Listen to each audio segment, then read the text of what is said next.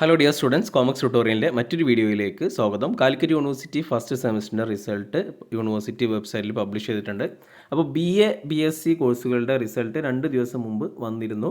അപ്പോൾ മുതൽ ചോദിക്കുന്നതാണ് കുട്ടികൾ എന്താണ് BCom BBA റിസൾട്ട് വരാമെന്നുള്ളത്. അപ്പോൾ യൂണിവേഴ്സിറ്റി വെബ്സൈറ്റിൽ first semester BCom BBA BCom honours BCom vocational BCom professional തുടങ്ങിയിട്ടുള്ള കോഴ്സുകളുടെ റിസൾട്ട് വന്നിട്ടുണ്ട്. അത് 2016 അഡ്മിഷൻ മുതൽ അങ്ങോട്ടുള്ള എല്ലാവരുടെയും റിസൾട്ട് വന്നിട്ടുണ്ട്. അപ്പോൾ എല്ലാവരും റിസൾട്ട് ചെക്ക് ചെയ്യുക. അപ്പോൾ SD വിദ്യാർത്ഥികളുടെ റിസൾട്ട് ഇതുവരെ വന്നിട്ടില്ല. ഒരുപാട് കുട്ടികൾ ചോദിക്കുന്നുണ്ട് SDൻ്റെ റിസൾട്ട് എന്താണ് വരിക എന്നുള്ളത്. അപ്പോൾ SDൻ്റെ റിസൾട്ട് എന്തായാലും ഒരാഴ്ച അല്ലെങ്കിൽ 10 ദിവസത്തിനുള്ളിൽ റിസൾട്ട് വരും.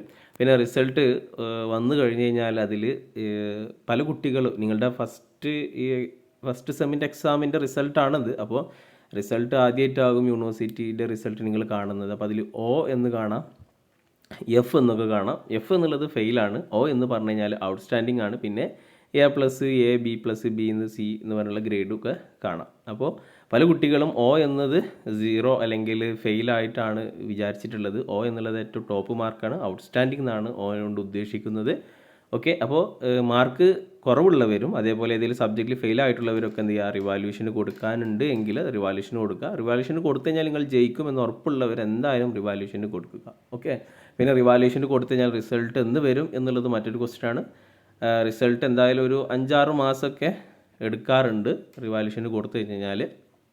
അപ്പോൾ എന്തായാലും എല്ലാവരും റിസൾട്ട് നോക്കുക. All the best.